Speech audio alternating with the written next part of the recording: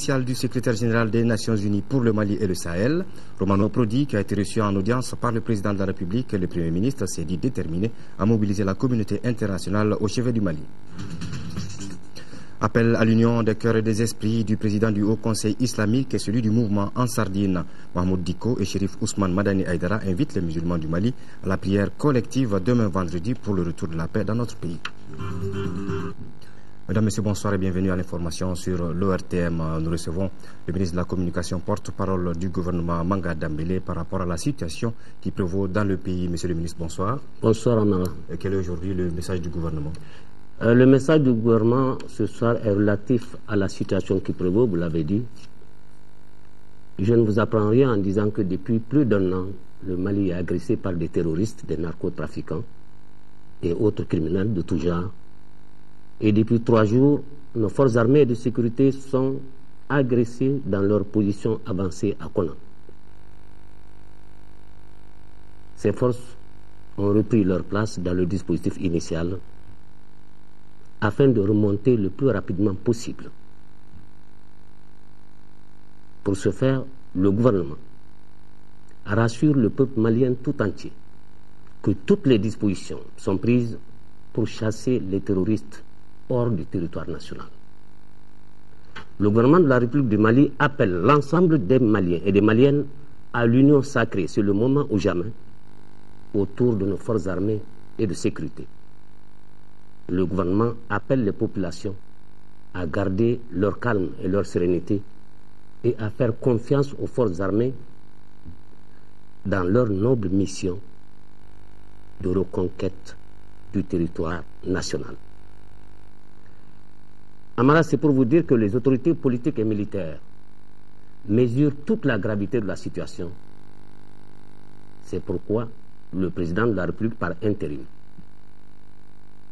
s'adressera demain solennellement à la nation suite à l'évolution de la situation. Je ne saurais vous dire plus. Nous attendrons demain l'adresse solennelle du président par rapport à la situation au nord du Mali. Je vous remercie, Monsieur le ministre. Merci beaucoup. Justement, par rapport à cette situation sécuritaire qui prévaut dans le pays, le président de la République par intérim, le professeur Dion Kounda Traoré, s'adressera à la nation dans nos éditions de demain, comme Monsieur le ministre vient de le rappeler. Justement, toujours par rapport à la situation, notre pays est en danger. Chaque fils et chaque fille doit être prêt à donner son sang pour la défense de la patrie. Le FDR renouvelle son appel à la communauté internationale pour le déploiement immédiat de la force internationale MISMA sous la conduite de la CEDEAO et de l'Union africaine en appui au Mali pour faire face à l'agression des bandes internationales terroristes et djihadistes coalisées qui menacent la stabilité de la sous-région. Le FDR exprime sa confiance à l'armée malienne et lui demande de tenir haut le flambeau de la fierté nationale. Le FDR assure les autorités de la transition de son soutien ferme et indéfectible dans la haute mission de portée historique dont elles ont la charge actuellement. Le Mali peut trébucher, mais le Mali ne tombera jamais.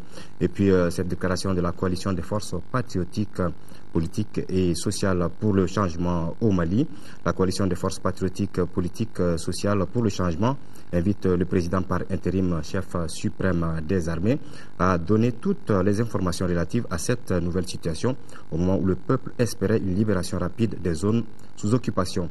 La coalition invite le peuple malien à soutenir davantage son armée et à lui apporter les ressources nécessaires pour assurer la libération totale du territoire.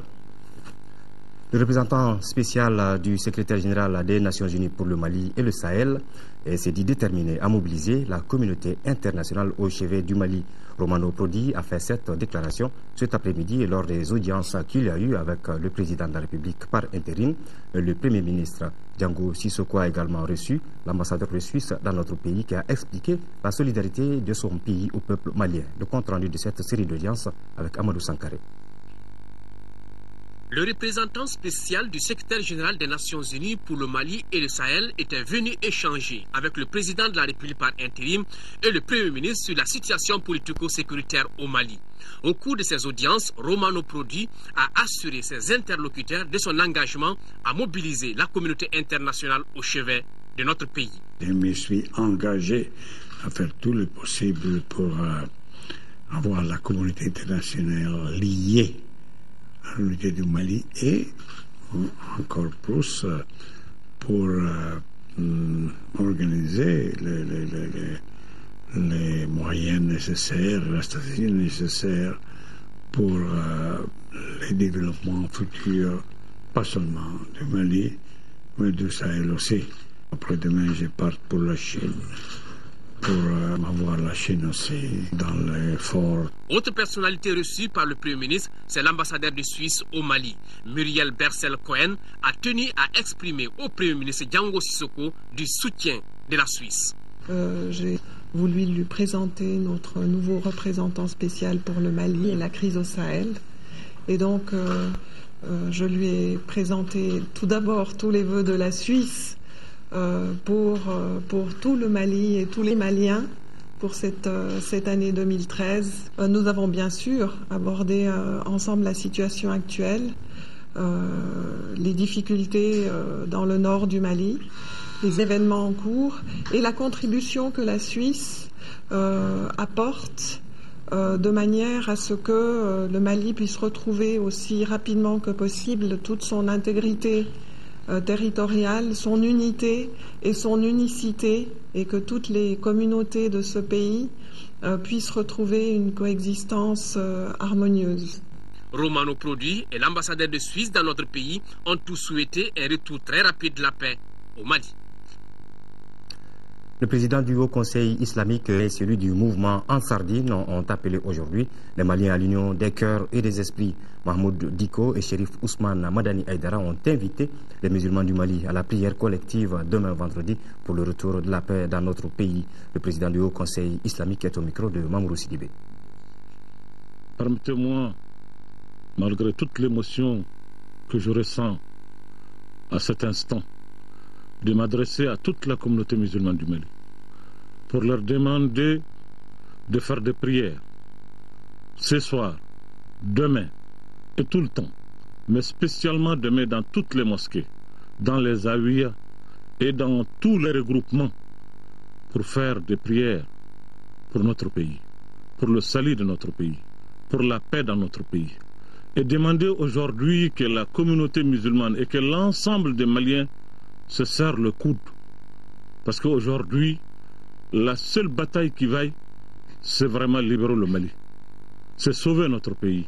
C'est sauver notre unité. C'est pour cela que nous venons ici, au nom du Haut Conseil islamique du Mali, pour lancer cet appel à tous les Maliens, sans exception. Aujourd'hui, l'ère nous commande de taire tout ce que nous avions aujourd'hui comme divergence, de se donner la main, d'avancer vers la même direction qui est sauvegarder la paix dans notre pays. Lancer un appel à ceux qui ont pris les armes pour faire face à notre pays, faire face à leurs frères musulmans. Ceux qui sont en train d'être tués, c'est des musulmans. C'est des musulmans. Je leur demande, au nom de ce qui nous unit, qui est la religion dont ils se réclament, de déposer les armes, de cesser les hostilités, de revenir à de meilleurs sentiments au nom du Haut Conseil islamique du Mali, au nom de toute la communauté musulmane du Mali. C'est un appel que je lance à ceux qui ont pris les armes pour leur dire de sauver les vies humaines, de ne pas créer la désolation dans notre pays. Ça suffit, ça suffit, ça suffit et ça suffit encore. Voilà, vous suivrez l'intégralité de ce discours et sa version en langue nationale bamana juste après ce journal. 10 millions de francs CFA, c'est la contribution de Ansardine de Chérif Ousmane Madani Aïdara aux efforts de reconquête des territoires occupés par l'armée malienne. L'annonce a été faite cet après-midi lors d'une conférence de presse. Les membres du groupement des leaders religieux ont demandé aux Maliens de surseoir à tout devant la situation sécuritaire que vit notre pays. Reportage de Adama Djimde.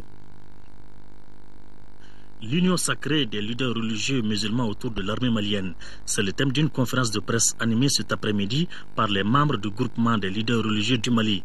Le président de cette organisation, Chérif Ousmane Madani Aïdara, a demandé à tous les Maliens et à toutes les Maliennes de surseoir à tout devant la situation sécuritaire que vit le pays. Il a également demandé à tous les citoyens de contribuer pour soutenir les forces armées et de sécurité. L'armée malienne, c'est notre armée. Ils sont là-bas pour notre défense. On est obligé de les aider parce que nous sommes tous ensemble. Nous demandons aussi à tous les musulmans de faire du bénédiction demain vendredi pour notre armée vraiment. On a besoin de ça. Et puis on demande à tous les musulmans de faire ça aussi. Et contribuer argent et doigt, l'aider ensemble. Ansar Dine a donné 10 millions pour les militaires. Et on demande de tous les musulmans de participer aussi. Le leader spirituel musulman du Mali appelle alors toute la population malienne à plus d'accalmie et sérénité, qu'elle se rassure de la victoire de notre pays face aux envahisseurs. Nous réitérons tout notre engagement à défendre véritablement les pratiques pacifiques de l'islam dans un Mali laïque et unifié. Selon les organisateurs, des prières seront dites dans toutes les mosquées à partir de ce vendredi.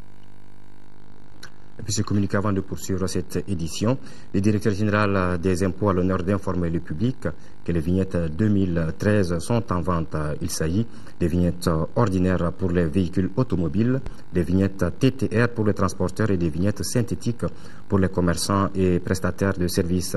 Les usagers peuvent acquérir ces différentes vignettes au point de vente suivant: immeuble de la direction générale des impôts Amdallah ACI 2000 pour les vignettes ordinaires et TTR, centre des impôts des 6 communes du district de Bamako, direction des grandes entreprises à 15 ans Bougou, direction des moyennes entreprises face au siège social BDM SA, centre des impôts des régions et des cercles.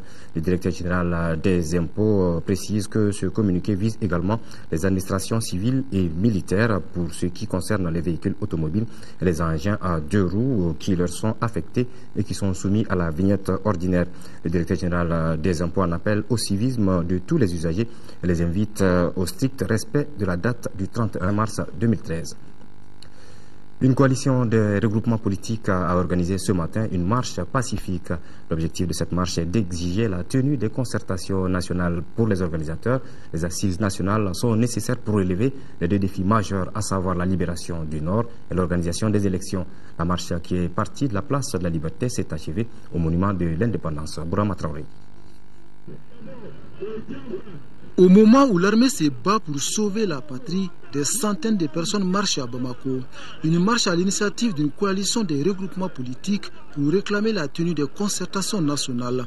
La marche est partie de la place de la Liberté pour s'achever au monument de l'Indépendance. Pour les initiateurs, les Maliens doivent se retrouver autour d'une même table et décider de leur avenir. Ces concertations nationales constituent un passage obligé pour la réalisation des objectifs cardinaux et sacrés de la transition que sont la libération du Nord et l'organisation d'élections crédibles et transparentes. La coalition entend organiser d'autres manifestations toujours avec les mêmes objectifs, obtenir la tenue immédiate et sans condition des concertations nationales. Justement, suite aux manifestations dans la capitale hier et aujourd'hui, nous avons reçu les réactions de certains partis politiques, mouvements et associations. Ainsi, le parti Élément Le Changement regrette ces manifestations au moment où le Mali est menacé dans son existence de nation intégrée et harmonieuse. Élément demande aux leaders sociopolitiques de ne penser qu'au Mali, rien qu'au Mali. Aucune revendication politique ou catégorielle ne saurait se justifier quand l'essentiel est en jeu. Le parti de l'indépendance, de la démocratie et de la solidarité PIDS, membre du regroupement IBK Mali 2012 et de la coalition pour les concertations souveraines immédiates et pour le changement, demande à ses militants et sympathisants de ne participer à aucune action de soutien à la tenue des concertations réclamées par les initiateurs des manifestations. Et puis le bureau de coordination de l'association des élèves et étudiants du Mali AEM informe l'opinion nationale qu'il n'a rien à voir avec les manifestations soutenant des positions ou tendances politiques survenues dans la journée du 9 janvier 2013. Les journalistes de la presse nationale et internationale présents à Bamako sont conviés à une conférence de presse à la direction de l'information et des relations publiques des armées d'IRPA demain vendredi 11 janvier à partir de 10h à l'heure du jour. L'intervention militaire au nord du Mali et les résolutions 2071 et 2085 du Conseil de sécurité de l'ONU. La convergence pour le développement du Mali a animé hier un point de presse. Il fait suite à une tournée des responsables du parti dans certaines régions du pays. Les élections, la libération du Nord et la tenue des concertations nationales étaient au cœur des débats. Alusseini Touré. Pas de position tranchée de la CODEM sur les questions brûlantes de l'heure. Le parti a préféré rendre publiques les interrogations de sa base, des interrogations qui se résument en 2 points. 1. La position exacte du gouvernement sur la crise du Nord, plus particulièrement sur l'opportunité de la tenue ou non des élections avant ou après la libération. 2. La tenue ou non des concertations nationales. Le sentiment qui s'est dégagé est que le Mali profond, dans toutes ses composantes, est dans l'incompréhension la plus totale. La CODEM s'est fait donc le devoir d'interpeller le président de la République et le gouvernement pour mettre définitivement fin à la confusion. Le parti semble également se réjouir de la résolution 2085 du Conseil de sécurité de l'ONU. Le mouvement invite la jeunesse et le peuple malien à l'union sacrée. L'Association des producteurs de coton africains APROCA tient depuis ce matin sa 6e Assemblée nationale ordinaire à l'hôtel Olympe, regroupant les délégués des 15 pays producteurs de coton, membres de l'APROCA. Cette session va entre autres examiner le rapport d'activité, le rapport moral et financier. Nando Dambélé. Ces assises se tiennent à un moment où la filière cotonnière a connu de profonds changements dans les différents pays producteurs ces dernières années. Le plus important de ces changements a été sans nul doute la baisse des revenus des producteurs soumis aux aléas climatiques et les distorsions du marché mondial. Ce que je souhaiterais, tout ce qu'on va prendre ici à l'Assemblée comme décision, que ce soit au profit des producteurs. Parce que l'APROCA, le but même de l'APROCA, c'est ça, pour qu'on sait les problèmes des autres pays et l'ensemble, comment on peut régler les problèmes ensemble. Au cours de la présente Assemblée générale, nous aurons à échanger sur plusieurs préoccupations relatives, certaines au fonctionnement de notre association, d'autres aux problématiques que notre métier d'agriculteur. Les problèmes des filières cotonnières en Afrique ne peuvent laisser indifférent personne. Surtout quand on sait l'impact combien important de cette culture sur l'économie des pays et la contribution de cet impact dans la lutte contre la pauvreté et dans l'atteinte de l'autosuffisance alimentaire dans nos différents pays. Au cours de leurs travaux, les participants vont procéder à la lecture et à l'adoption du procès verbal de la 5e Assemblée générale ordinaire.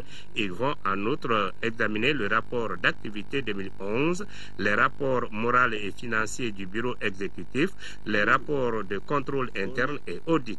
Les travaux seront sanctionnés par des résolutions allant dans le sens de l'intérêt de tous les pays membres de l'APROCA. Ouverture ce matin de la 3e session du conseil d'administration de l'Agence de l'environnement et du développement durable. Compte tenu de la crise actuelle, l'Agence a recentré certaines de ses activités sur la création de partenariats nouveaux et l'innovation avec plusieurs secteurs économiques et des ministères. Les administrateurs ont appelé à analyser les rapports d'activité 2012 et l'état des recommandations de la précédente session. Reportage de Adama Djimde. L'Agence de l'environnement et du développement durable a été créée en 2010. Les 2 dernières années ont été mises à profit pour mettre en place les outils de gouvernance sur le changement climatique, sur l'économie verte et sur le développement durable. À partir de cette 3e session, les administrateurs vont mettre l'accent sur l'intégration des questions environnementales dans les politiques, dans les stratégies et dans les programmes de développement. Malgré la crise que traverse le pays, certains partenaires sont restés fidèles à l'agence qui a dû modifier 2 plans. Nous avons été obligés de recadrer, en tout cas, le programme 2012 sur des points, en tout cas, fondamentaux, à savoir l'élaboration de certains textes sur l'évaluation environnementale et aussi l'élaboration de la stratégie nationale de développement durable avec l'appui, bien sûr, du PNUD. Il faut le dire aujourd'hui que durant 2012, le PNUD a été effectivement le seul partenaire qui nous a appuyés sérieusement malgré la fermeture effectivement de la coopération avec les agences. En 3 ans donc, l'AEDD a pu évaluer la fonctionnalité de ces différentes structures et fait de nouvelles propositions. C'est pourquoi vous aurez à vous prononcer sur la nouvelle organisation du cadre institutionnel proposé. De la juste évaluation de cette armature institutionnelle dépendra la réussite de l'AEDD, qui demeure plus que jamais un outil d'intégration de la dimension environnement dans notre développement. La présente session aura à se pencher sur le rapport d'activité 2012 et le budget prévisionnel. En 4e région, à Ségou, l'Office du Niger a tenu ce matin la 31e session de son conseil d'administration. Elle est consacrée à l'examen du projet du budget 2013, au bilan de la campagne agricole 2011-2012, au point d'exécution du programme annuel d'entretien du réseau pour 2012 et le plan de la campagne 2013-2014. Le budget soumis à l'appréciation des administrateurs est équilibré en recettes et en dépenses à 28,1 milliards de francs CFA.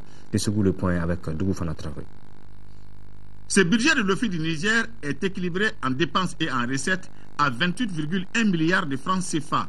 Ce budget prend en compte la quasi-totalité des préoccupations du géant risicole du Mali, l'entretien du réseau hydraulique, le fonctionnement, le conseil rural, l'entretien des superficies cultivables et l'apport des partenaires techniques et financiers. Concernant le bilan de la campagne agricole 2012-2013, l'Office du Niger s'en sort à bon compte malgré quelques contraintes. La superficie totale mise en valeur saison et contre-saison est de l'ordre de 111 649 hectares pour une production de 614 190 tonnes de riz paddy contre 600 889 tonnes en 2010-2011.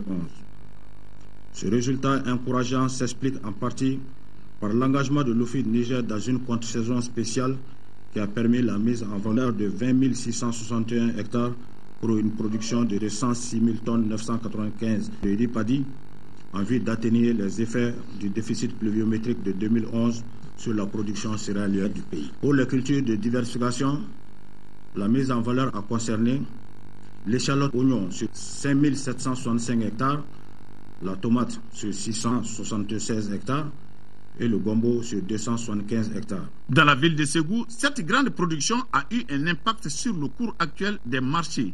Le prix du kilo de riz oscille entre 290 et 300 francs CFA. Le prix du riz, en gros 300 francs.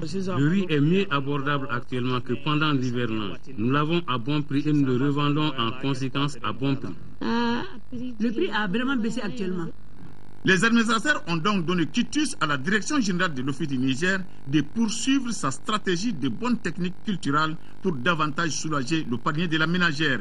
La subvention des intrants agricoles par le gouvernement de transition a permis aux producteurs de la zone Office du Niger d'augmenter leur rendement à plusieurs niveaux. Actuellement, le rendement passe de 6 à 10 tonnes à l'hectare. Comment permettre aux États africains d'atteindre de meilleurs résultats en matière d'objectifs du millénaire pour le développement pour la période post-2015? C'est l'objectif visé par le gouvernement du Mali et le programme des Nations Unies pour le développement. Pour la réussite de cette ambition, une journée de concertation nationale et de lancement des activités s'est tenue ce matin au Centre international de conférence de Bamako. La dite rencontre a servi de cadre aux participants pour échanger et alimenter la discussion autour de deux thèmes clés relatifs à la gouvernance, à la paix et à la sécurité. Reportage de Abdraman Maïga. L'impact de la crise socio-économique et politique sur l'atteinte des objectifs du millénaire pour le développement et la présentation du plan national des consultations sur l'agenda de développement post-2015 pour le Mali, tels étaient les sujets à l'ordre du jour de cette rencontre. Cet atelier marque le lancement officiel des consultations nationales sur le développement post-2015.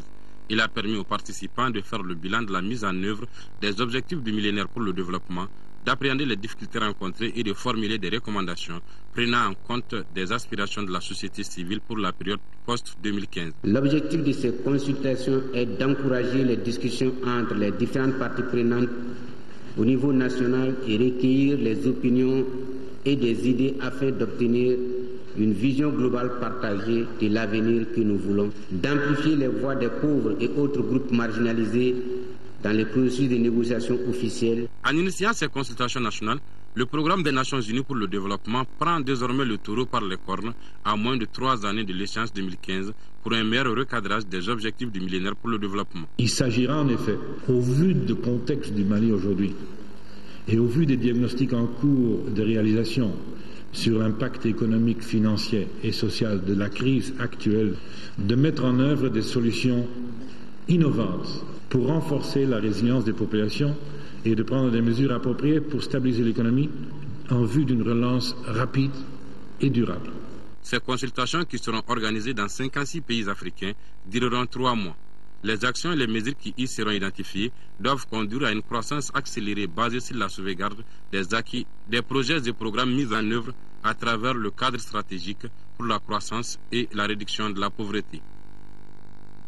Situation en République centrafricaine. Les délégations rassemblées à Libreville au Gabon restent sur leur position. Si la question de l'avenir du président François Bozizé reste une revendication essentielle de la rébellion, côté gouvernemental, on estime que la place et le rôle du président de la République ne sont pas négociables. Tractation de couloirs, messe basse, allées et venues.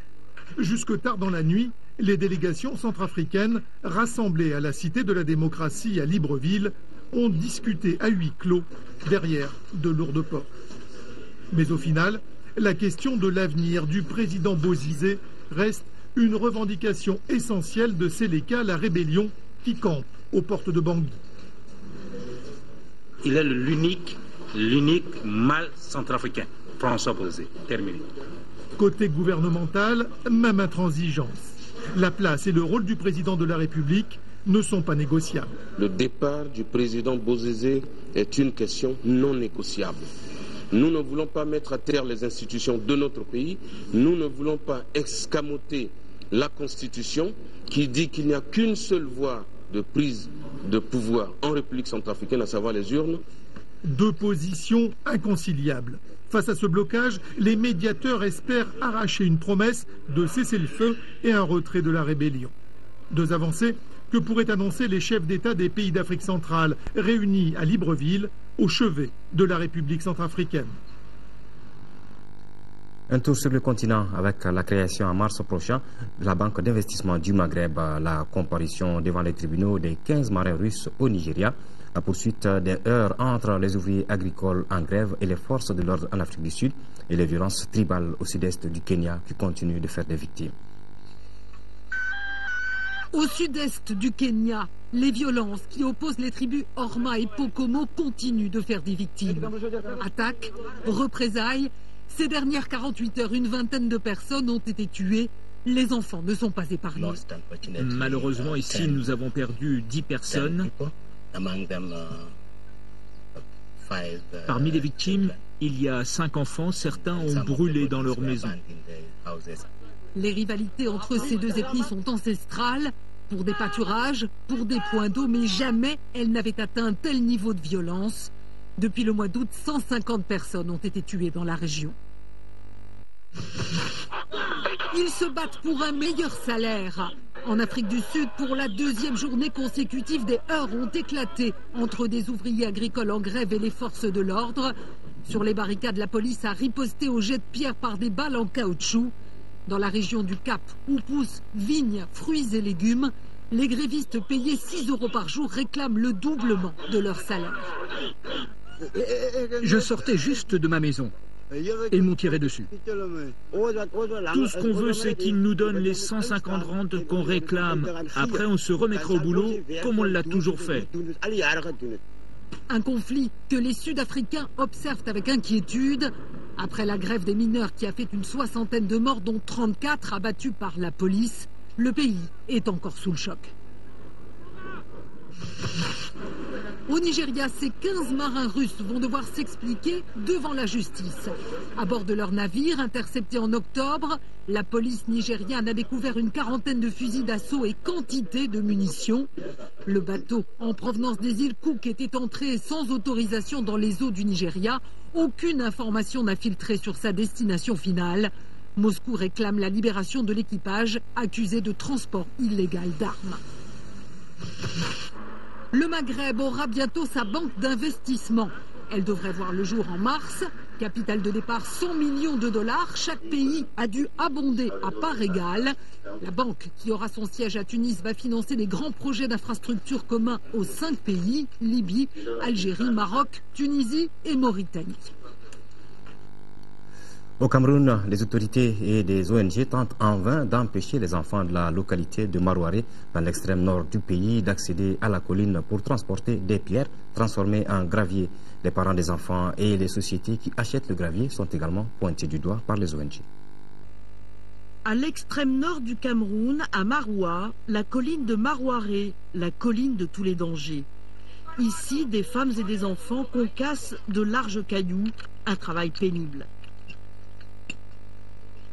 Avec de lourds blocs de pierre sur leur tête, les jeunes enfants se rendent en contrebas pour la transformation en gravier. Ce sont les plus jeunes qui se chargent de cette étape qui nécessite attention et dextérité. Mais avec leur outil rudimentaire, ils se blessent souvent. Ils gagnent entre 1500 et 2000 CFA par jour, une somme dérisoire qui servirait pour leur scolarité. Certains parents, c'est eux-mêmes qui poussent les enfants d'aller casser les cailloux dans le montage.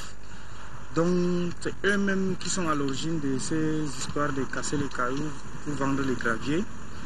C'est pas facile, vraiment. Il faut que les parents sachent que c'est très dangereux pour les enfants.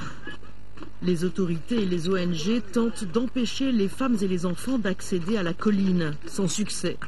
De plus, le système de l'école partagée entre le matin et le soir ne permet aucun contrôle sur l'emploi du temps des enfants. Les autorités ne peuvent pas contrôler les enfants.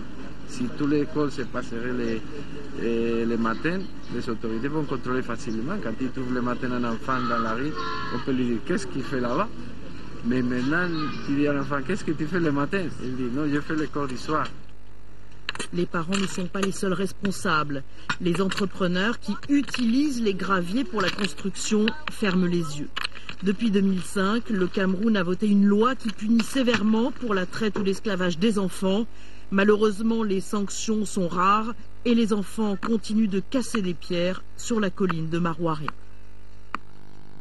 Retour à l'actualité nationale avec la fin de la réunion statutaire annuelle du Comité national, aviseur chargé du programme des partenaires municipaux pour le développement économique local et l'Association des municipalités du Mali. La rencontre est une journée de plaidoyer pour trouver des solutions aux préoccupations soulevées lors de la table ronde sur le développement local. 7 points sont à l'ordre du jour. Reportage de Fadem Bakita. Le développement économique durable et équitable des collectivités territoriales est l'une des priorités de l'Association des municipalités du Mali. C'est ce qui a motivé la mise en place du programme des partenaires municipaux pour le développement économique PM2. Les projets de développement des communes de Sikasso et Kadiolo se situent dans ce cadre. Les conseils techniques des départements ministériels en charge du développement économique local consacrent cette deuxième journée à échanger sur les voies et moyens de booster le développement des collectivités bénéficiaires du projet. Il faut une cohérence de toutes les actions, il faut une cohérence de tous les secteurs d'activité de la localité pour qu'il y ait création d'emplois, pour qu'il y ait création d'activités, pour que véritablement les collectivités puissent prendre en charge les préoccupations des populations. Financé par l'Agence canadienne pour le développement international, le budget global affecté aux 3 continents pour la mise en œuvre du programme des partenaires municipaux pour le développement économique s'élève à plus de 12 milliards de francs CFA. Quand on parle de développement économique local, l'accent est mis surtout sur les acteurs qui créent réellement des richesses. Ceux qui sont dans les domaines du commerce, ceux qui sont dans les domaines du transport, ceux qui sont dans les domaines de l'agriculture. Et c'est une façon de travailler avec les collectivités maliennes. Ce projet, nous voulons d'abord mettre en place des associations et coopératives formelles au niveau des 8 communes du projet de démonstration pour permettre aux populations de communes de se développer. À travers ce programme qui s'étend sur 5 ans, l'Association des municipalités du Mali s'attelle à créer un service de développement local dans les communes concernées par le renforcement des capacités des acteurs locaux en vue d'améliorer le cadre de vie des populations. L'ONG Adidar vient d'organiser une rencontre sur le développement du Karta. L'objectif est d'échanger sur les voies et moyens susceptibles de contribuer à la réalisation d'infrastructures routières dans les localités du Karta. La rencontre a regroupé les ressortissants des 33 villages. Reportage de Moussa Fani. La réalisation des infrastructures routières dans les Karta est l'une des préoccupations majeures de l'ONG Adidar. C'est pourquoi la question était au centre de la rencontre initiée par l'ONG à Bamako. Une rencontre au cours de laquelle les ressortissants des 33 villages du Karta entendent jouer leur rôle dans le développement de cette contrée. Depuis plus de 25 ans, on se bat pour le développement du Karta dans tous les domaines. Les projets de développement intégrés, les ponts, les trucs, disons, l'ONG a essayé de faire beaucoup de choses pour l'instant. Mais néanmoins, nous sommes enclavés et c'est ça l'obstacle. numéro 1 aujourd'hui pour le Carta, et nous nous sommes retrouvés aujourd'hui pour demander à tous les fils, partout où ils se retrouvent, pour contribuer à la réalisation, disons, de nos routes. Pour l'atteinte des objectifs, le président de l'ONG a également invité la population du Carta à une cohésion. À tous les fils du Carta, partout où ils se trouvent dans le monde, que nous devrions nous donner la main dans ces moments difficiles pour sortir le Carta, disons, des lornières. Il appartient, disons, à l'État et au pouvoir public d'aider les fils du Carta à s'en sortir, avoir des voies de communication, avoir des routes dignes de ce nom. Il faut signaler que cette rencontre a permis aux membres de l'ONG Adidar de s'exprimer sur les préoccupations des différentes localités du Carta pour un développement durable. La journée Cannes AJSM, l'association des journalistes sportifs du Mali, s'est tenue ce matin à la maison de la presse. Plusieurs responsables sportifs, partenaires et amis de l'association étaient au rendez-vous. Il s'agissait pour l'AJSM de dégager les grandes lignes de la mobilisation pour accompagner les Aigles à la Cannes 2013 prévue en Afrique du Sud. Diara Konate. La presse sportive malienne se mobilise pour soutenir les Aigles dans la campagne de l'Afrique du Sud 2013. À travers cette tribune d'information et de sensibilisation, l'association des journalistes sportifs du Mali veut contribuer positivement à la bonne performance des Aigles. L'occasion était donc bonne pour les hommes des médias d'afficher leur volonté d'accompagner les Aigles malgré leur manque de moyens de participer à la Coupe d'Afrique en nombre. Les communicateurs restent tout de même mobilisés autour de l'idéal, c'est-à-dire mieux informer la population en temps réel sur l'évolution de la sélection nationale. Les journalistes sportifs sont confrontés aux difficultés liées au transport et même à la prise en charge pour véritablement assurer la couverture médiatique de la CAN pour le grand bonheur de nos auditeurs, lecteurs, téléspectateurs et internautes. Combien seront-ils cette année en Afrique du Sud? Telle est la question qui taraude les esprits dans les rédactions sportives ces derniers temps. La présente tribune me semble idéale pour lancer à tous un appel à la solidarité, pour aider les journalistes sportifs à partir en Afrique du Sud afin de mener à bien leur mission. Pour la bonne réussite de l'événement, chacun des acteurs doit jouer pleinement son rôle. Ce rôle de dynamisation, vous devez continuer à le jouer aussi parce que la diaspora malienne a besoin de l'information qui vient de vous pour se ressourcer, se sentir si près de leur pays. Vous devez continuer à le jouer parce que les joueurs, tous les jours, ont besoin de sentir à travers vous le souffle du pays dans leur dos pour se galvaniser davantage. Le mot d'ordre est donc ensemble pour la victoire finale des Aigles. À suivre juste après ce journal, l'interview de la semaine. Yaya Konate reçoit ce soir le secrétaire général de l'UIT, l'Union internationale des télécommunications, notre compatriote Amadoun Touré. Voilà, c'est la fin de cette édition. Merci de l'avoir suivi. Demain, 10h-13h, Mohamed Touré sera sur ce plateau et je vous retrouverai pour les éditions du soir. En attendant, ayons pour nos compatriotes vivant dans les régions du Nord sous occupation une pensée de soutien et de réconfort. Merci et bonsoir.